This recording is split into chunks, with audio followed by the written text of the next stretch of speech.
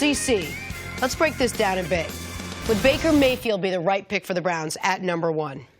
I don't think he's the wrong pick. And if he was 3 inches taller, he's 6'1". Now, if he was 6'4", even if he was 6'3", he'd be the consensus. He would be the consensus. Far and away. Just based on how he threw the ball, what he accomplished at Oklahoma, the consistency for which he played, not only his sophomore season, his junior season, his senior season.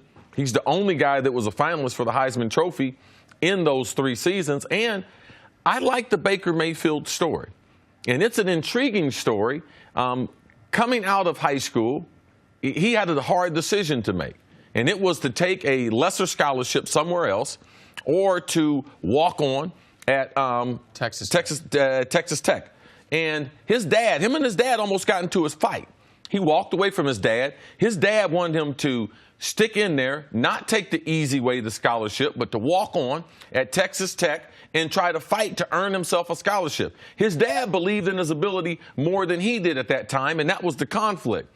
He finally went back to the house after going through the neighborhood and everything, went back home and was like, you know something, Dad? I'm going to listen to you.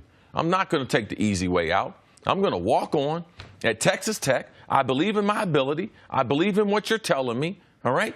And that's what he did. Went to Texas Tech, ended up leaving there, going to Oklahoma to build himself into potentially being the first player in the draft. Now, there's some things off the field that you might not like. It's not clean. But to me, he hadn't done the type of things that if he is a franchise quarterback, that I would not take him. And also, in talking to the football administration people at Oklahoma, when Oklahoma was playing at Ohio State, I met Baker on the field, talking to the football people around there, talking to his teammates. He is a leader of men, and that's the thing you have to go from college to pro.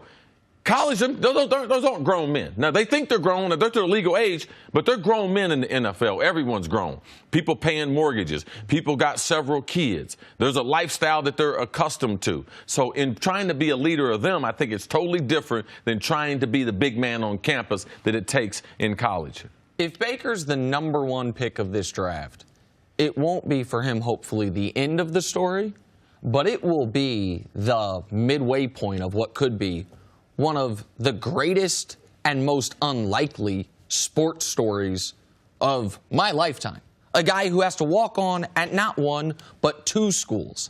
Then, going into, after being a Heisman finalist, his second to last year at Oklahoma, setting the all-time college football quarterback rating record, not being considered anywhere near first overall pick. He wasn't considered a first-round pick going into his last year at Oklahoma. Going from that to winning the Heisman, breaking his own quarterback rating record. But when that year ended, he was considered clearly the 4th quarterback of this class. He was closer to the Lamar Jackson area of the draft than he was the Sam Darnold, Josh Rosen area of this draft. If the story then goes to number 1 pick of the draft, we're talking about an unprecedented meteoric rise over the last 5 years. Now, if I were Cleveland, I don't think I'd have the guts to do it. If I were Cleveland, I'd go with the safest guy. I think Rosen's going to be the best, but the safest is Darnold. And I just don't want to have a guy safest only in your mind. Of course. Yeah, I'm just speaking for me. I'm saying if I were Cleveland, some teams have the luxury of saying, who has the best chance of being an all-pro? If I'm Cleveland, I'm like, man, who has the worst chance of being a bust? That's who I would go with because they haven't had a quarterback in so long. But this would be an amazing story if Baker ends up going number 1. So if Baker goes number 1, then sometime between when he graduated, when he played his last game, and this morning, something changed for the Cleveland Browns. What do you think it was like? What do you think weighed more heavy for them? Do you think it was more the interview, knowing his personality, his leadership skills? Was it the combine? Was it the personal workouts that he might have done? Like, what do you think it was that actually changed his draft status from being probably the 4th or 5th quarterback to possibly the number 1? I'm getting to know the prospect.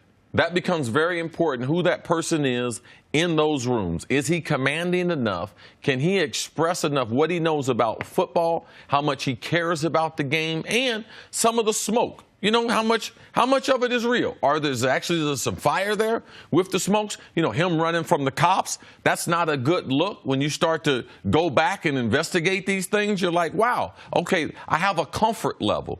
Also, Josh Allen had a tremendous head start on him. From Cleveland, from late November, they had Josh Allen number 1 on their board. right. And he seems like he's made up the ground. Yeah, this would be crazy. Thanks for watching. Subscribe here to get the latest from the show. Also, be sure to check out more of the best clips from First Things First, or go watch a few segments from our other shows on FS1.